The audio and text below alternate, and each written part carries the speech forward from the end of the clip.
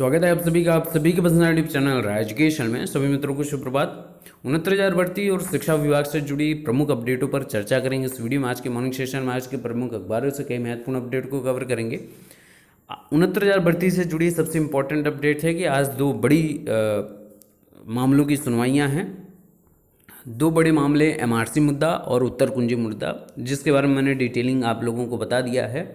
लोहा सिंह बनाम state of UP आपका एमआरसी मुद्दा और ऋषभ शुक्ला वर्सेस पीएनपी कह सकते हैं वो आपका उत्तर कुंजी प्रकरण। तो लगभग 12 बजे के आसपास दोनों मुद्दे आपको देखने को मिलेंगे।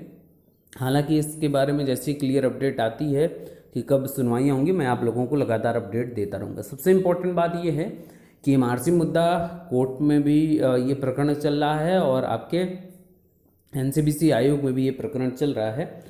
तो इसको क्लियरिफाई करने के लिए, इसको जस्टिफाई करने के लिए विभाग की तरफ से क्या जस्टिफिकेशन, सरकार की तरफ से क्या जस्टिफिकेशन और कोर्ट की तरफ से क्या इस पर बात निकल कर आती है, ये देखने वाली बात होगी। दूसरी इंपॉर्टेंट बात है कि उत्तर कुंजी प्रकरण पर क्या होगा, क्योंकि सुप्रीम कोर्ट ने इस मामले को डबल बेंच को निर्धारित करने को दिया, जिसमें पंकज जायसवाल साहब ही ने डबल बेंच में उत्तर कुंजी मामले पर कोई भी राहत ना देते हुए वहाँ पर उस मुद्दे को खारिज कर दिया था एकदम स्पष्ट तरीके से।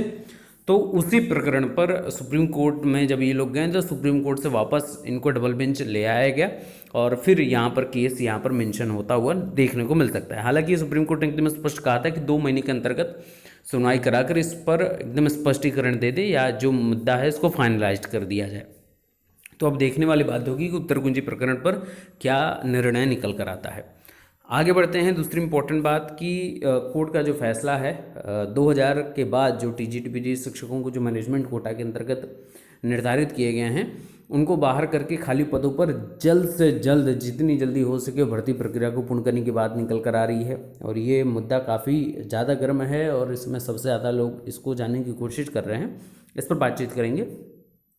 आंगनबाड़ी केंद्रों को प्री प्राइमरी स्कूलों में बदला जाएगा। इसको लेकर तो मैंने साल भर पहले भी कई बार इस पर बात की है कि सरकार को शिक्षा मित्र बंधु जितने हैं उनकी योग्यता के अनुरूप उनको समायोजित कर देना चाहिए, क्योंकि प्राथमिक में अगर आपको लगते हैं कि शिक्षा मित्र या जो अनुदेशक हैं वो उसके लेवल पे नहीं हैं तो उनको प्री प्राइमरी में अरेंज्ड कर दिया जाए ताकि उनके लिए भी सैलरी पैकेज का अपना बढ़ोतरी होता रहे और वो भी एक जगह सेटल डाउन रहें ताकि वो भी अपने भविष्य को लेकर चिंतित ना रहें। और प्रत्येक दिन न्यूज़पेपर में तो फर्जी डिग्री संबंधित कई ढेर सारी बातें निकलती होंगी। उसी प्रकार भीमराव अंबेडकर विश्वविद्यालय से ही जिन्होंने बीएड किया है, और बीएड का मैं साल बता दूं सन 2004 और सन 2005 में ही, क्योंकि यही डिग्रियां बहुत ज़्यादा परेशान करती हैं। और मैंने जितना सुना है, जितने लोग मुझसे जुड़े हैं, जो लोग अपनी व्यथा बताते हैं, इस भर्ती प्रक्रिया 69,000 भर्ती में भी मैक्सिमम ऐसे लोग जुड़े हैं जिनकी डिग्री भीमराव अंबेडकर विश्वविद्यालय से संबंधित है, आगरा से संबंधित है। उनको अपनी डिग्री नहीं मिल पा रही है और वो इतना परेशान रहते हैं, काफ़ी ज़्यादा पैसे भी खर्च करते हैं और डिग्रियां नहीं निकल पा रही हैं, तो परेशानी का सबब बना ही है लगातार वहाँ पर। तो फर्जी डिग्री मामले में भी लगातार अपडेट है, तो उस पर भी बातचीत करेंगे। तो चलिए वीडियो शुरू करते हैं। तो बात इसी से प्रारंभ करेंगे। आंगनबाड़ी केंद्र प्री प्राइमरी स्कूल बनेंगे, व्यवस्था लागू करने वाला पहला राज्य होगा यूपी। और ये मैंने साल भर पहले लगातार इस पर कई अपडेट वीडियोस बनाई थी। प्रदेश के आंगनबाड़ी केंद्र अब प्री प्राइमरी स्कूल के रूप में संचालित होंगे। बेसिक शिक्षा और महिला एवं बाल विकास विभाग ने इन स्कूलों के लिए पाठ्यक्रम तैयार करने व संसाधन जुटाने की कवायद शुरू कर दी। इस पर मैंने एकदम स्पष्ट बात की थी जब पहले की, अगर आप वीडियो जाकर देखेंगे चैनल पर, तो उसमें एकदम स्पष्टीकरण मैंने बोला था कि जो लोग आपके जो नर्सरी एनटीटी जो करते हैं, नर्सरी टीचर्स ट्रेनिंग करते हैं, उनके लिए तो अच्छी बात अब आने वाले समय में देखने को मिल सकती है, क्योंकि मैक्सिमम जितने आंगनबाड़ी केंद्र हैं वो आगे उनमें और कुछ आंगनबाड़ी केंद्रों को सरकार फिर से पुनर्निर्माण करवाने वाली है या नए आंगनबाड़ी केंद्र स्थापित करेगी। तो इसमें इम्पॉर्टेंट बात ये है कि शिक्षक कहाँ से आएंगे, तो एनटीटी वाले तो आएंगे, प्लस आपके पास जो एक्स्ट्रा जो शिक्षक हैं, जैसे शिक्षा मित्र बंधु के रूप में जो लोग हैं जिनका समायोजन 2021 जनवरी में समाप्त हो जाएगा, तो फिर वो कहाँ जाएंगे, तो उनको आप समायोजित कर सकते हैं और जो सैलरी पैकेज है वो भी उनका इंक्रीमेंट यहाँ पर देखने को मिल सकता है उनके हिसाब से। तो ये कहीं ना कहीं एक अच्छी बात हो सकती है, सरकार को इस पर विचार करना चाहिए। और इन सब में नई शिक्षा नीति जो है उसके तहत आपको 2021-22 से संचालित कर दिए जाएंगे, ऐसा कुछ देखने को मिल सकता है। और इस व्यवस्था को लागू करने वाला पहला देश का राज्य है यूपी। एसटीएफ जहाँ समिति बैठ गई है, कल भी मैंने आप लोगों को अपडेट दी थी कि डॉक्टर दिनेश शर्मा जो उप मुख्यमंत्री हैं वो अध्यक्ष और उपाध्यक्ष के रूप में आपके शिक्षा मंत्री श्री डॉक्टर सतीश चंद्र द्विवेदी जी दोनों लोग मिलकर एसटीएफ की जो आपकी स्पेशल टास्क फोर्स बनी है, इसकी वजह से आपकी नई शिक्षा नीति को लागू करने के लिए 17 सदस्यीय कमेटी जो बनी हुई है, तो उनका कल बैठक हुई। इसमें कई तमाम मुद्दों पर चर्चा है, जिसमें आंगनबाड़ी केंद्रों को प्री प्राइमरी स्कूल बनाने पर भी बातचीत हुई। ढेर सारे बजट को क्लियरफाई किया गया बेसिक शिक्षा विभाग में मजबूती से। तो उस पर कई अभ्यर्थी ये भी थे जो इस भर्ती से जुड़े हुए हैं, वो भी उनकी उम्मीद है कि आने वाले समय में प्राथमिक और बेसिक शिक्षा विभाग की सूरत और सीरत दोनों बदलेगी। नए युग और युवा अभ्यर्थी आएंगे और इसको जो निम्नतम श्रेणी में पहुंच गया है, शिक्षा विभाग गर्त में पहुंच गया, उसको उठाकर उच्च शिखर पर स्थापित करने की पूरी कोशिश करेंगे। और ऐसा ही हर जगह आपको देखने को मिल रहा है। अब सबसे इम्पॉर्टेंट बात है कि ये न्यूज़ अपडेट हर जगह वायरल हो रही है कि वर्ष 2000 के बाद मैनेजमेंट द्वारा तदर्थ जो शिक्षकों को आज सुप्रीम कोर्ट ने दिखाया बाहर का रास्ता, 2022 तक भरने होंगे सभी टीजीटी पीजीटी के पद। अब सबसे इम्पॉर्टेंट बात यह है कि 2022 तक जितने भी पद खाली हैं जो मैनेजमेंट कोटा के अंतर्गत भरे गए थे, उन सभी आपके जो सीटें हैं उनके साथ साथ जो आने वाली 18 से 20 हज़ार नई भर्ती थी, उसके तहत आपको बड़ा पद यहाँ पे देखने को मिल सकता है। हालांकि अब इनकी वजह से अगर भर्ती फंसेगी या आने वाली जो नई भर्तियाँ हैं उस पर रोक लगेगी, तो वो अच्छी बात नहीं रहेगी, क्योंकि ये फैसला कोर्ट का है।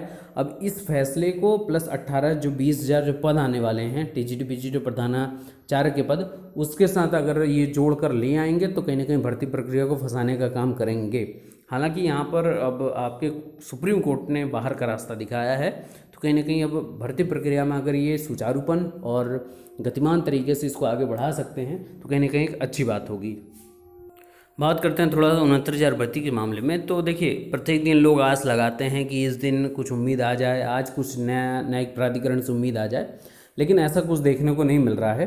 और उम्मीदें यही हैं कि आपको अब जितनी जल्दी हो सके, क्योंकि डेट एक एक दिन बढ़ता जा रहा है तो उतना ही हम ऑर्डर के करीब आते जा रहे हैं, लेकिन उम्मीदें यही हैं कि सितंबर के फर्स्ट वीक में, उम्मीदें यही हैं क्योंकि उम्मीद तो हमने कई बार लगाई है, 15 के आसपास भी लगाई थी, नहीं देखने को मिली, तो उसके बाद हमने उम्मीदें लगाना ही इस पर। बस डेट जैसे ही कॉज लिस्ट सप्लीमेंट्री लिस्ट में हमको देखने को मिलेगा, हम उसी दिन समझ जाएंगे कि अगले दिन आपकी आने वाली है। और वो भी कैसे पता चलेगा, सप्लीमेंट्री में जिस दिन में ऑर्डर आने वाला रहेगा, शाम तक अगले दिन का आपको शाम तक पता चल जाएगा और उससे उम्मीदें हमारी बढ़ जाएंगी और उम्मीद यही करेंगे। देखिए, सबसे इम्पोर्टेंट बात है कि आरोप प्रत्यारोप वाला जो कार्य चलता है वो ना चले तो ज़्यादा बेहतर है, क्योंकि जो व्यक्ति एक अंक से असफल हो गया है उसकी योग्यता का पैमाना आप निर्धारण नहीं कर सकते। दूसरी इम्पॉर्टेंट बात, 1,46,000 अभ्यर्थी क्वालिफाई हुए हैं,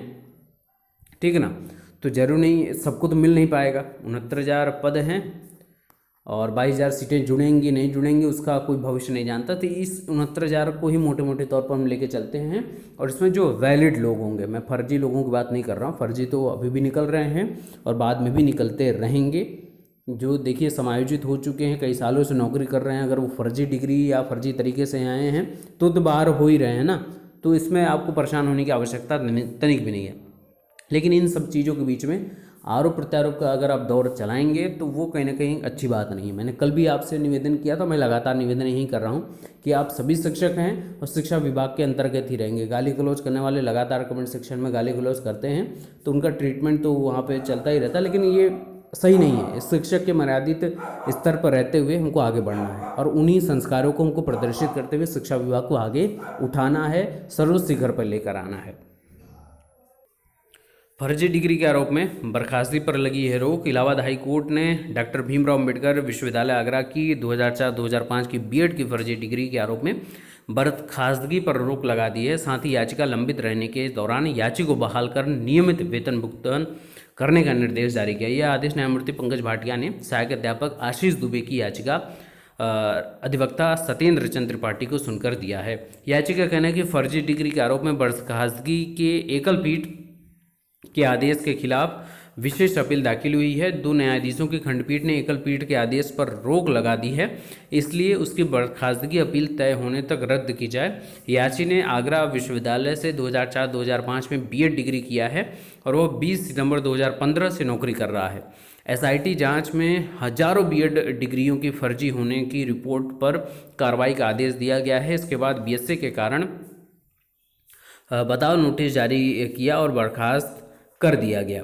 याचिका का कहना है कि जिस आदेश से कार्रवाई की गई है उस पर हाईकोर्ट की खंडपीठ ने रोक लगा दी है, तो उस पर जो बर्खास्तगी का आरोप है वो अभी रुका हुआ है और जब तक इसका ऑर्डर नहीं आ जाता डबल बेंच का तब तक उस पर कोई भी कार्रवाई नहीं की जा सकती। अब सोचिए, फर्जी डिग्रियां हैं और ये 2015 से नौकरी कर रहे हैं, तो भी ये बाहर होने पर प्रश्न चिन्ह इनके ऊपर लगा हुआ है। तो 69,000 भर्ती या आने वाली भर्ती में जो लोग फर्जी पंथी से घुसेंगे या घुसने की कोशिश करेंगे उन पर प्रश्न चिन्ह लगना तय है।